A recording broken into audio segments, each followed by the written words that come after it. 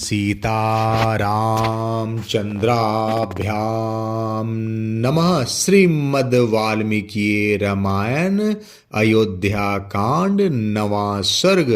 कुब्जा के कुचक्र से कैकेयी का कोप भवन में प्रवेश। मंथरा के ऐसा कहने पर कैकेयी का मुख क्रोध से तमतमा उठा। वह लंबी और गर्म सांस खींचकर उससे इस प्रकार बोली, कुब्जे, मैं श्री राम को शीघ्र ही यहाँ से वन में भेजूंगी और तुरंत ही युवराज के पद पर भरत का अभिषेक कराऊंगी। परंतु इस समय यह तो सोचो कि किस उपाय से अपना अभिष्ट साधन करूं। भरत को राज्य प्राप्त हो जाए और श्री राम उसे किसी तरह भी ना पा सके, यह काम कैसे बने। देवी कैकेयी के ऐसा कहने पर पाप का मार्ग दिखाने वाली मंथरा श्री राम के स्वार्थ पर कुठाराघात करते हुई वहां कैकेयी से इस प्रकार बोली, कैकेयी नंदिनी, अच्छा यह देखो कि मैं क्या करती हूँ। तुम मेरी बात सुनो, जिससे केवल तुम्हारे पुत्र भरत ही राज्य प्राप्त करेंगे, श्री राम नहीं। कैकेयी, क्या तुम्हें स्मरण नहीं है, या स्मरण होने पर भी मुझसे छिपा रही हो, जिसकी तुम मुझे से अनेक बार चर्चा करती रहती हो। अपने उस प्रयोजन को तुम मुझसे सुनना चाहती हो, इसका क्या कारण है। विलासिनी, यदि मेरे ही मुंह से सुनने के लिए तुम्हारा आग्रह है तो बताती हूँ, सुनो और सुनकर इसी का अनुसार कार्य करो। मंथरा का वह वचन सुनकर कैकेयी अच्छी तरह से बिछे हुए उस पलंग से कुछ उठकर उससे यूं बोली, मंथरे, मुझसे वह उपाय बताओ, किस उपाय से भरत को तो राज्य मिल जाएगा, किंतु श्री राम उसे किसी तरह नहीं पा सकेंगे। देवी कैकेयी के ऐसा कहने पर पाप का मार्ग दिखाने वाली मंथरा श्री राम के स्वार्थ पर कुठाराघात करते हुई उस समय कैकेयी से इस प्रकार बोली, देवी, पूर्व काल की बात है कि देवासुर संग्राम के अवसर पर राजऋषियों के साथ तुम्हारे पति देव तुम्हें साथ लेकर देवराज की सहायता करने के लिए गए थे। कैकेयी राजकुमारी, दक्षिण दिशा में दंडकारण्य के भीतर वैजंत नाम से विख्यात एक नगर है, जहां शंबर नाम से प्रसिद्ध एक महान असुर रहता था। वह अपनी ध्वजा में तिमी वेल मछली का चिन्ह धारण करता था और सैकड़ों मायाओं का जानकार था। देवताओं के समूह भी उसे पराजित नहीं कर पाते थे।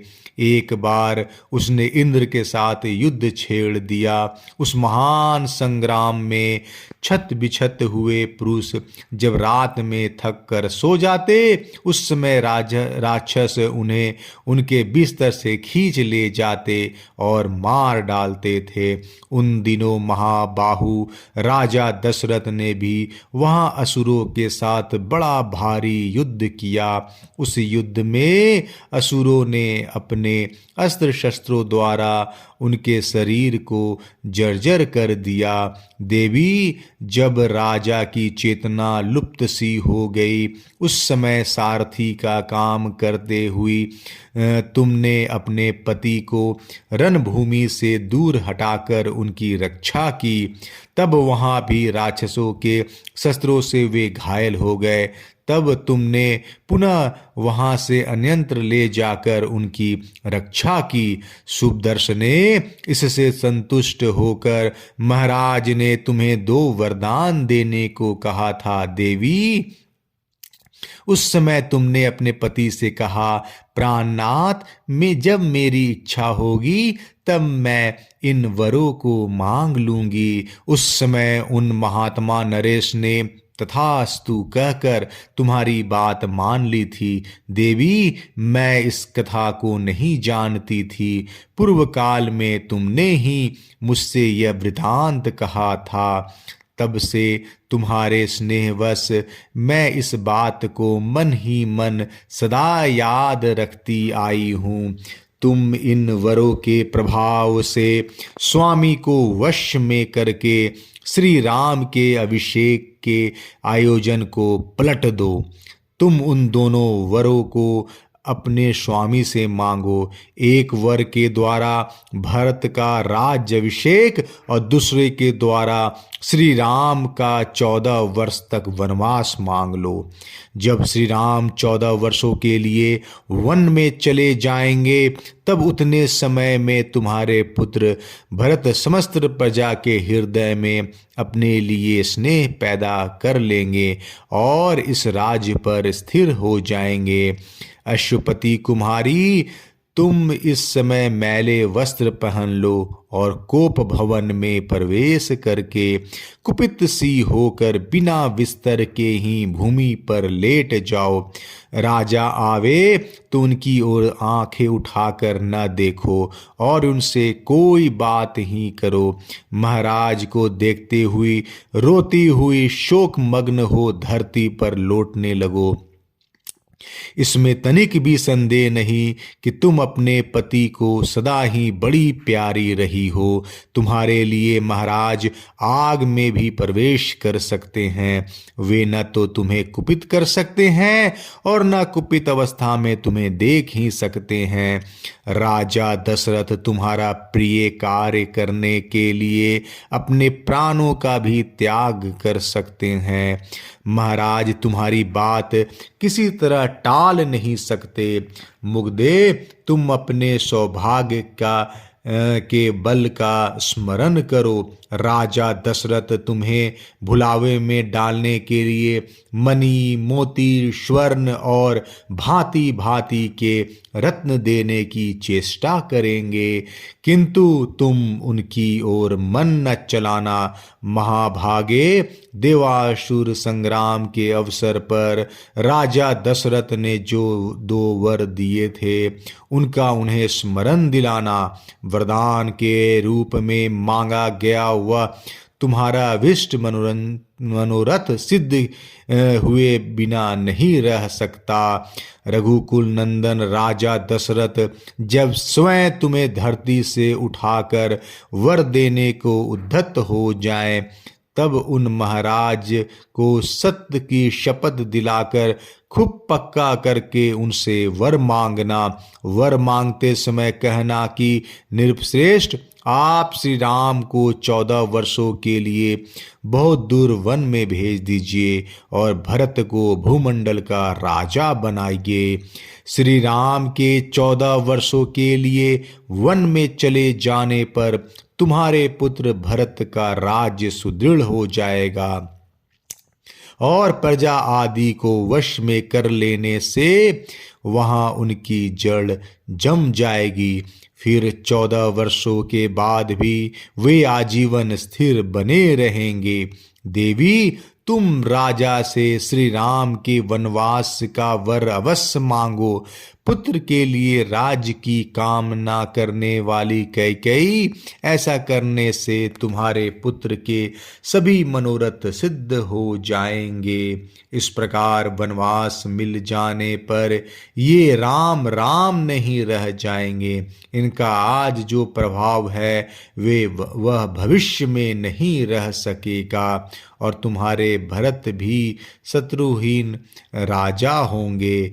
जिस समय श्री राम वन से लौटेंगे, उस समय तक तुम्हारे पुत्र भरत भीतर और बाहर से भी दृढ़ मूल हो जाएंगे। उनके पास सैनिक बल का भी संग्रह हो जाएगा। जितेंद्रिय तो वो हैं ही, अपने सुहृदों के साथ रहकर दृढ़ मूल हो जाएंगे। इस समय मेरी मान्यता के अनुसार राजा को श्री राम के राज्याभिषेक के संकल्प से हटा देने का समय आ गया है। अतः तुम निर्भय होकर राजा को अपने वचनों से बांध लो और उन्हें श्री राम के अभिषेक का संकल्प से हटा दो। ऐसी बातें कहकर मंथरा ने कैकेयी की बुद्धि में अनर्थकों का ही अर्थ रूप में जचा दिया। कैकेयी को उसकी बात पर विश्वास हो गया और वह मन ही मन बहुत प्रसन्न हुई। यद्यपि वह बहुत समझदार थी तो भी कुबरी के कहने से नादान बालिका की तरह कुमार्ग पर चली गई। अनुचित काम करने को तैयार हो गई। उसे मंथरा की बुद्धि पर बड़ा आश्चर्य हुआ और वह इस प्रकार बोली, हित की बात बताने में कुशल कुब्जे, तू एक श्रेष्ठ स्त्री है। मैं तेरी बुद्धि की अवहेलना नहीं करूंगी। बुद्धि के द्वारा किसी कार्य का निश्चय करने में तू इस पृथ्वी पर सभी कुब्जाओं में उत्तम है। केवल तू ही मेरी हितैषिणी है और सदा सावधान रहकर मेरा कार्य सिद्ध करने में लगी रहती है। कुब्जे, यदि तू न होती तो राजा जो षड्यंत्र रचना चाहते हैं वह कदापि मेरी समझ में नहीं आता। तेरे सिवा जितनी कुब्जाएं हैं वे बेडौल शरीर वाली, टेढ़ी मेढ़ी और बड़ी पापनी होती हैं। तू तो वायु के द्वारा झुकाई हुई कमलनी की भांति कुछ झुकी हुई होने पर भी देखने में प्रिय सुंदर हो है। तेरा वक्षस्थल कुब्जता के दोष से व्याप्त है, अतएव कंधों तक ऊंचा दिखाई देता है। वक्षस्थल से नीचे सुंदर नाभि से युक्त जो उदर है वह मानो वक्षस्थल की ऊंचाई देखकर लज्जित सी हो गया है, इसलिए शांत कृश प्रतीत होता है। तेरा जघन विस्तृत है और दोनों स्तन सुंदर एवं स्थूल है। मंथरे, तेरा मुख निर्मल चंद्रमा के समान अद्भुत शोभा पा रहा है। करधनी की लड़ियों से विभूषित तेरी कटी का अग्रभाग बहुत ही स्वच्छ और रोमादि से रहित है। मंथरे, तेरे पिंडलियां परस्पर अधिक सटी हुई और दोनों पैर बड़े बड़े हैं। तू विशाल उरुओं जांघों से सुशोभित होती है। शोभने, जब तू रेशमी साड़ी पहनकर मेरे आगे आगे चलती है तब तेरी बड़ी शोभा होती है। असुर राज संबर को जिन सहस्त्रों मायाओं का ज्ञान है वे सब तेरे हृदय में स्थित है। इनके अलावे भी तू हजारों प्रकार की मायाएं जानती हैं। इन मायाओं के समुदाय ही तेरा यह बड़ा सा कुबड़ है जो रथ के नकवे अग्रभाग के समान बड़ा है। इसी में तेरी मति, स्मृति और बुद्धि, छत्र विद्या, राजनीति तथा नाना प्रकार की मायाएं निवास करती है। सुंदरी कुब्जे, यदि भरत का राज्याभिषेक हुआ और श्री राम वन को चले गए तो मैं एक सफल मनोरथ एवं संतुष्ट होकर अच्छी जाति के खूब तपाए हुए सोने के बनी हुई सुंदर स्वर्ण माला तेरे इस कुबड़ को पहनाऊंगी और इस पर चंदन का लेप लगवाऊंगी। कुब्जे, तेरे मुख ललाट पर सुंदर और विचित्र सोने का टीका लगवा दूंगी और तू बहुत से सुंदर आभूषण एवं 2 उत्तम वस्त्र, लहंगा और दुपट्टा धारण करके देवंगनाएं के समान विचरण करेगी। चंद्रमा से होड़ लगाने वाले अपने मनोरथ मुख द्वारा तू ऐसी सुंदर लगेगी कि तेरे मुख की कहीं समता नहीं रह जाएगी और शत्रुओं के बीच अपने सौभाग्य पर गर्व प्रकट करती हुई तू सर्वश्रेष्ठ स्थान प्राप्त कर लेगी। जैसे तू सदा मेरे चरणों की सेवा किया करती है उसी प्रकार समस्त आभूषणों से विभूषित बहुत सी कुब्जाएं तुझ कुब्जा के भी चरणों की सदा परिचर्या किया करेगी। जब इस प्रकार कुब्जा की प्रशंसा की गई, तब उसने वेदी पर प्रज्वलित अग्नि शिखा के समान शुभ्र शैया पर शयन करने वाली कैकेयी से इस प्रकार कहा, कल्याणी, नदी का पानी निकल जाने पर उसके लिए बांध नहीं बांधा जाता। यदि राम का अभिषेक हो गया तो तुम्हारा वर मांगना व्यर्थ होगा। अतः बातों में समय न बिताओ, जल्दी उठो और अपना कल्याण करो। कोप भवन में जाकर राजा को अपनी अवस्था का परिचय दो। मंथरा के इस प्रकार प्रोत्साहन देने पर सौभाग्य के मद से गर्व करने वाली विशाल लोचना सुंदरी कैकेयी देवी उसके साथ ही कोप भवन में जाकर लाखों की लागत के मोतियों के हार तथा दूसरे सुंदर बहुमूल्य आभूषणों को अपने शरीर से उतार उतार कर फेंकने लगी। सोने के समान सुंदर कांति वाली कैकेयी कुब्जा की बातों के वशीभूत हो गई थी। अतः वह धरती पर लेटकर मंथरा से इस प्रकार बोली, कुब्जे, मुझे न तो स्वर्ण से, न रत्नों से, न भांति भांति के भोजनों से ही कोई प्रयोजन है।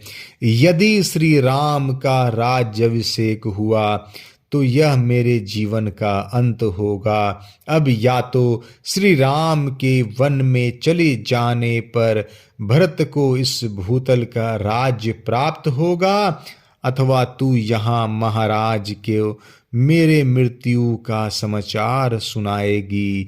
तदंतर कुब्जा महाराज दशरथ की रानी और भरत की माता कैकेयी से अत्यंत क्रूर वचन द्वारा पुनः ऐसी बात कहने लगे जो लौकिक दृष्टि से भरत के लिए हितकर और श्री राम के लिए अहितकर थी। कल्याणी, यदि श्री राम इस राज्य को प्राप्त कर लेंगे तो निश्चय ही अपने पुत्र भरत सहित तुम भारी संताप में पड़ जाओगी। अतः ऐसा प्रयत्न करो जिससे तुम्हारे पुत्र भरत का राज्याभिषेक हो जाए।